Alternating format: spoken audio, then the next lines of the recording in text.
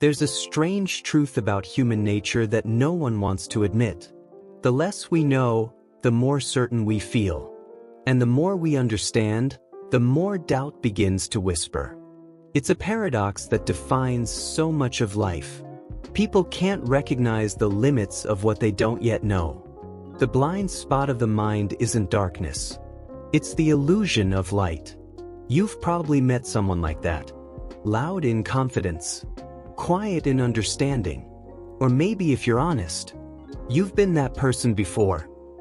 Psychologists once gave this phenomenon a name: the Dunning-Kruger Effect. It's the idea that incompetence doesn't just cause mistakes, it hides itself behind the veil of false confidence. Because to see your flaws, you first need enough wisdom to recognize them. Think about it. A person who can't sing believes they're ready for the stage. The one who knows only a little about love thinks they've mastered it. But those who truly know, they speak softly. They question themselves. They learn. Again and again. So today, let's step into the quiet mystery of this paradox. Why lacking a skill also means lacking the ability to recognize you lack it. There's a moment in everyone's life when they believe they're good at something they barely understand. It's not arrogance at first, it's innocence wearing the mask of confidence. The illusion of competence begins where awareness ends. When you don't yet know the depths of what you don't know. Everything feels simple, clear, comfortable. This is the quiet danger of ignorance. It doesn't feel like ignorance. It feels like mastery. The man who has only read a headline believes he's understood the whole story.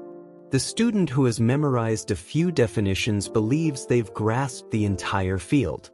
The lover who has never had their heart broken believes they know what love truly is. That's the paradox. Knowledge humbles you, but ignorance empowers you, falsely. In the late 1990s, psychologists David Dunning and Justin Kruger tested this very idea. They discovered that the least skilled people in a task often overestimated their ability the most. But it wasn't because they wanted to lie.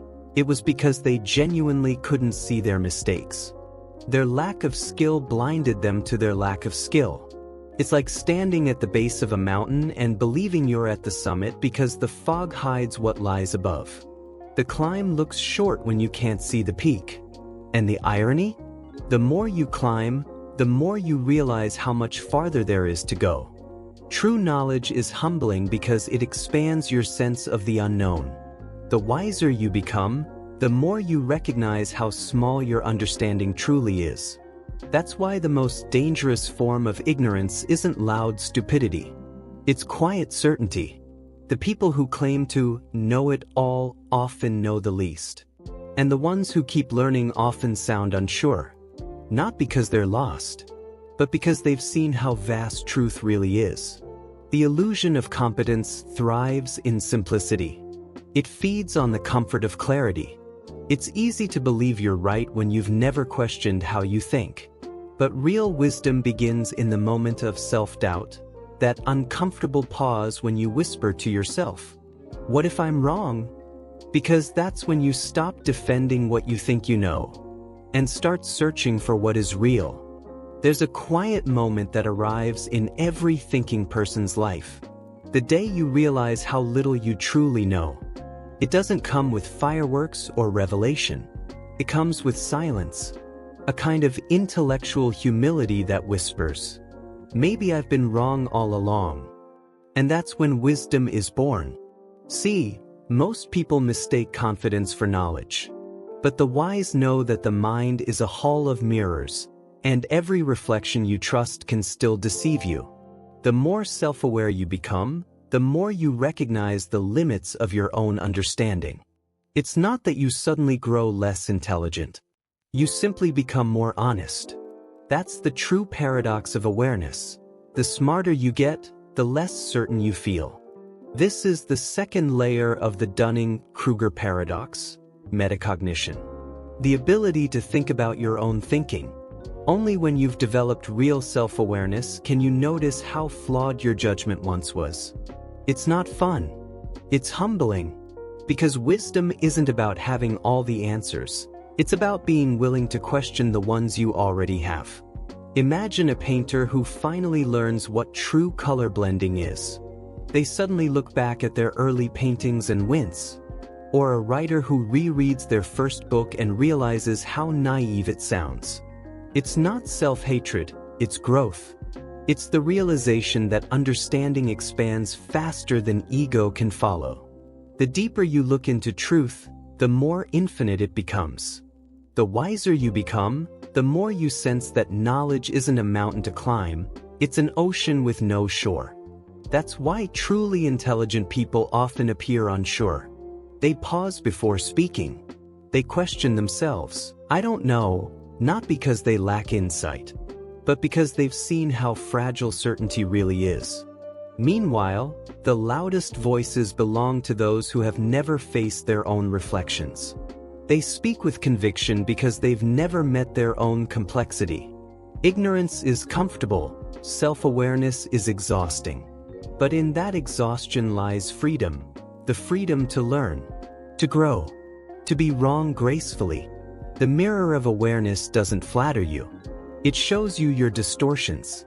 It strips away your pride and leaves you with truth. And that truth is simple. To be truly intelligent is to be endlessly curious.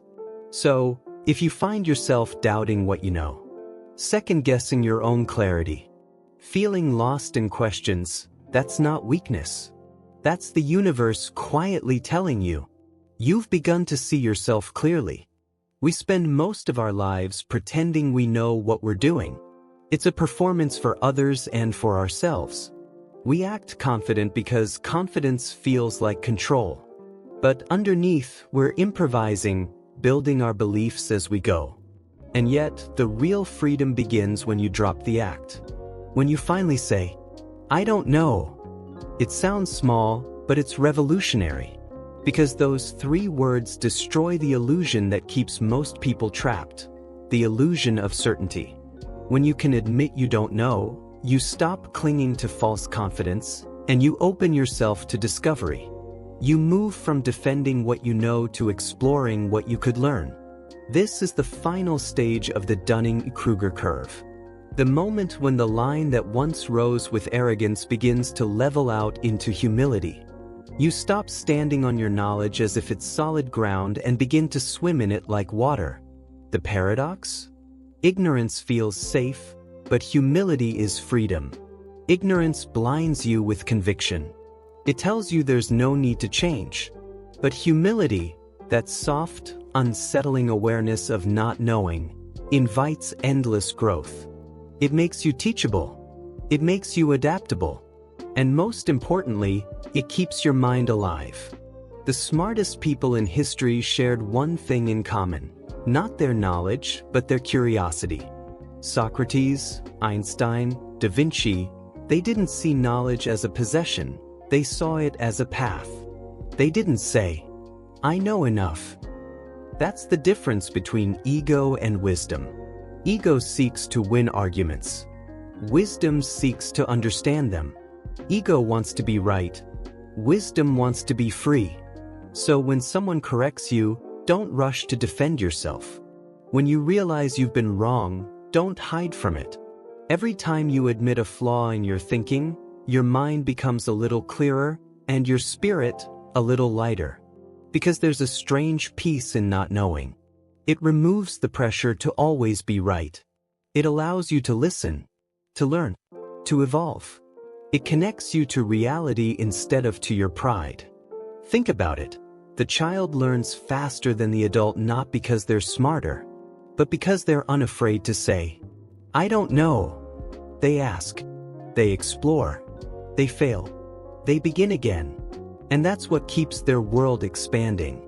So maybe true intelligence isn't about having a brilliant mind. Maybe it's about having a flexible one. A mind humble enough to unlearn. A mind brave enough to admit its limits. A mind curious enough to live in wonder. When you stop needing to know everything, you start to see everything. And that's when the paradox resolves itself. You realize that knowing you don't know is, in fact, the highest form of knowing. The greatest irony of life is that the more you truly understand, the more you realize how little you actually know. That realization, humbling, almost painful, is what separates the wise from the arrogant, the learners from the loud. Ignorance has a sound. It shouts. It insists. It never doubts itself. But wisdom? Wisdom whispers. It pauses before it speaks. It questions even its own conclusions. And that's where the paradox lies.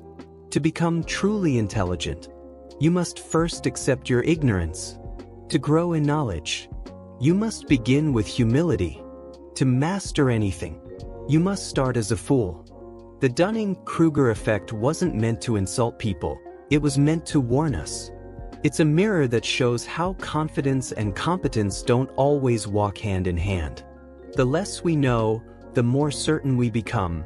The more we know, the more cautious we are. It's a cycle that humbles everyone eventually, if they're honest enough to face it. But here's what most people miss. There's beauty in not knowing. There's peace in curiosity. There's power in uncertainty.